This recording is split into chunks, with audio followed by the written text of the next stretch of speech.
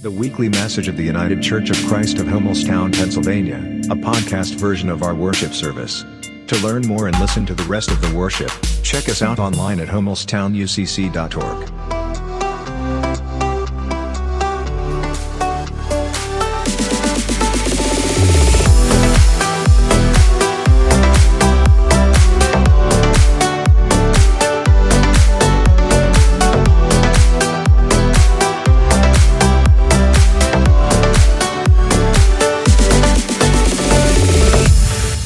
Our scriptures this week offer us snapshots of prayer as resistance and a centering for action. As a UCC congregation, I certainly could not have skipped over this critical passage from John of our denominational identity and movement in the world, that they may all be one. A word that unites and is meant to guide the future movement of the church from its early days, close to 70 years ago, and which Jesus offered to his companions in hopes that they too would be pulled close together in unity. An intentional and yet so often dramatic invitation throughout generations. And yet, the early disciples, and we too, often can't quite get it right. It's a difficult balance, of course, to maintain individual autonomy, at the same time deeply engaging the connectedness of our networks. And as I pondered on this push, pull, resist, give in that is at the heart of this call in Jesus' prayer for his friends to continue his journey and teaching, sharing his message further, I found myself looking through some of the images that Mary Lou, our past administrator, took on a recent trip to California, and this walk, particularly in San Diego, where she found this very interesting looking sculpture that you have on the cover of your bulletins. It's called Hand-Drawn Sculpture by Ken Keller, in which it is made of 5 meters of blue stainless steel tubes, interconnecting yet surprisingly open. As part of the major science district in San Diego, the area is apparently meant to connect science with entertainment and function with art. And this atom-like, atom-adjacent sculpture kind of seems to me to be playing with that idea of connect and differentiation. And what better image might tell the story of a prayer of unity than the curving and connected yet individual reaching arms of this structure? The artist has said that he focuses on large-scale steel abstract sculptures that emphasize structural dynamics and the intrinsic narrative quality of the materials. Narrative. Wanting this work to create dialogue, using industrial metals without much of a pedestal like a traditional sculpture, the goal is to break from convention and make the viewer able to be part of that interactive space. Much as Jesus prays and invites over and over, that unity is the highlight of the gift he's leaving behind. Verses 21, 22, and 23 all repeat that same phrase, that they may all be one, may also be in us, that they may be one, that they may become completely one. Do you think it might be about togetherness? Connecting isn't just the means by which the church can spread. It's the goal of the church, is what seems to be an important highlight of this teaching prayer. So does it go, we are loved, and so we come together? Or is it that we come together and so we are loved? But connection isn't the only thing. Connection was only a way to experience the love that Jesus felt for the divine parent, a constant awareness which pushed him as the son to withdraw from community, to push toward community at other points in his travels. Because unity is hard. Connection isn't homogeneity. It's about knowing what part of the whole you make up and living in gratitude for that portion. Not every foot of the sculpture can be a corner, or it would be a large steel ball. Some need to be longer loops and some smaller loops, and elbow bends and some a nexus core. The eye can follow along in these flat portions of a loop, always knowing that there's another curve just ahead.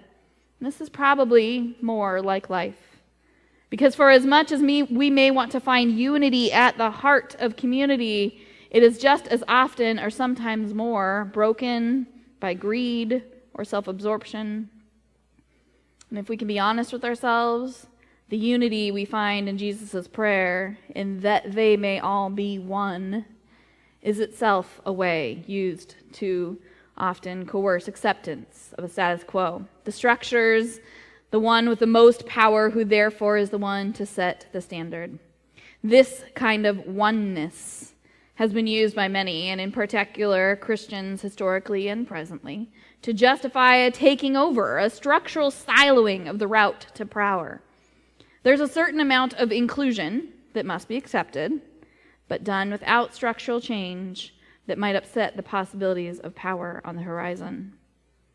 But yet, true flourishing, real collective, resurrective liberation needs a oneness built through solidarity and accountability, not compliance. In a world that is aching for an end to suffering, an end to hatred and me-first visioning, we crave a we-centered life, built on trust, on truth-telling, forgiveness of wrongdoing, all while we see the pain of war and injury and inequality surrounding us. And I believe we can all say it is hard to maintain a hope for unity in times when hope and love feel scarce. But paradoxically, this is when we need to offer the most hope, the most love, so that it might be reflected back at us. The goal in Jesus' offer of prayer is to build a desire for oneness that includes not just enforced unity, but truth-telling and repair, that we might build collective liberation.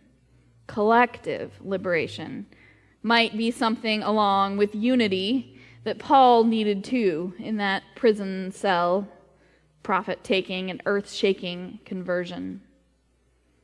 The Gospel of John reveals Jesus' resistance to thinking that division is normal and necessary through his prayer for unity. Paul and Silas resist a socioeconomic norm that says economy is more important than humanity or even personal safety, revealing resistance as a genuine mode of discipleship in the world.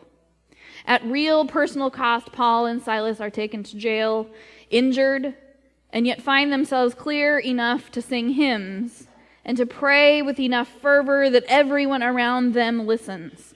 Enough that when a way toward collective liberation is made possible in the earthquake, they choose to remain even then.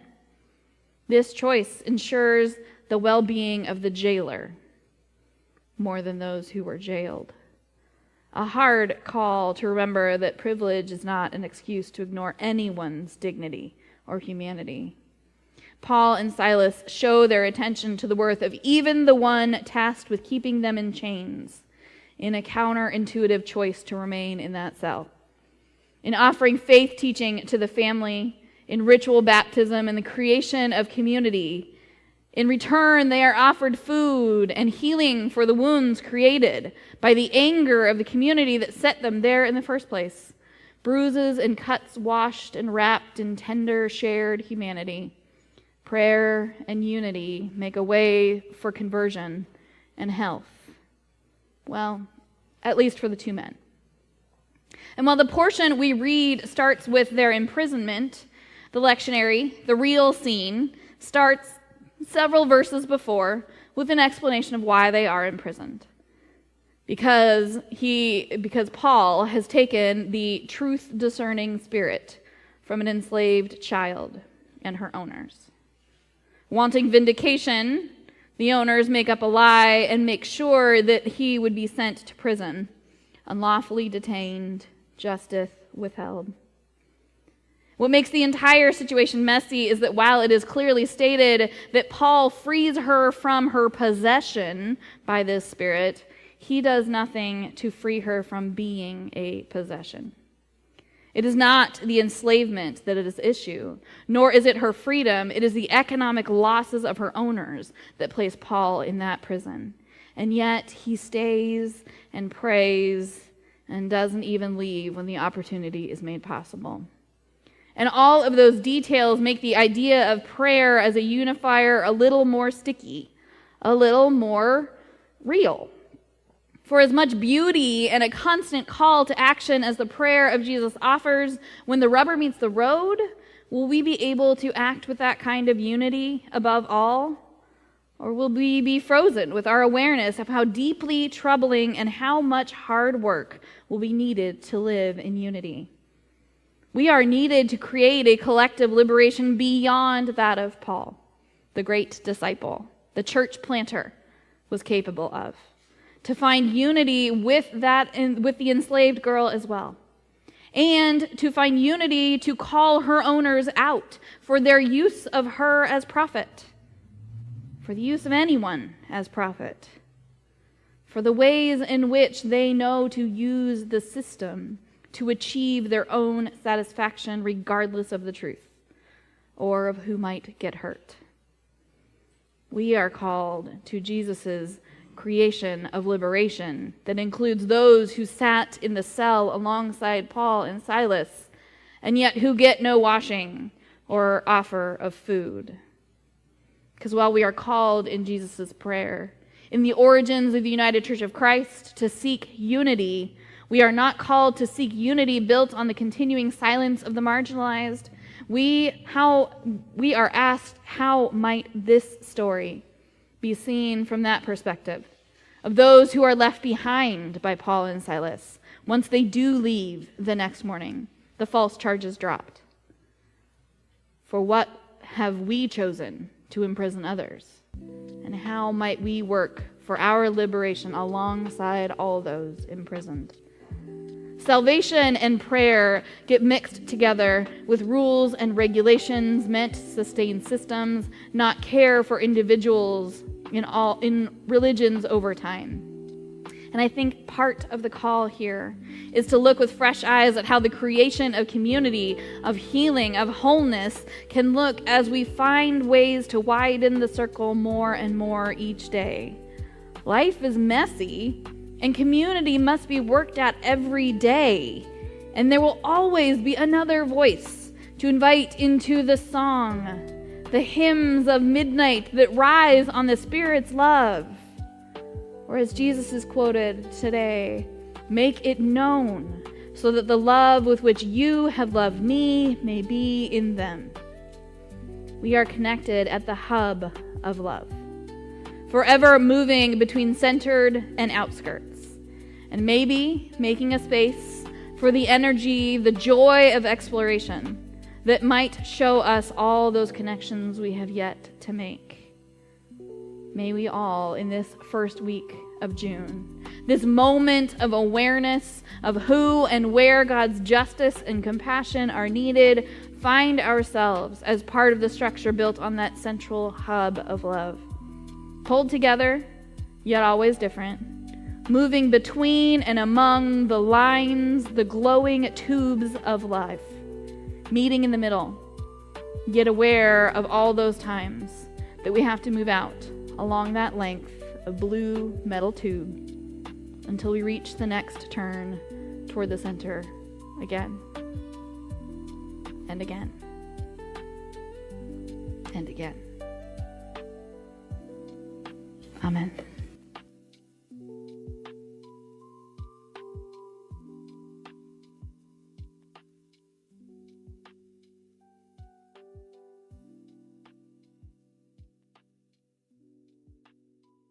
This has been the weekly worship from the United Church of Christ of Hummelstown. No matter who you are, or where you are, on life's journey, you are welcome here. Join us online or in person, at 104 East Main Street in Hummelstown, Sundays at 10:30 a.m. Thank you for listening today. We look forward to your fellowship.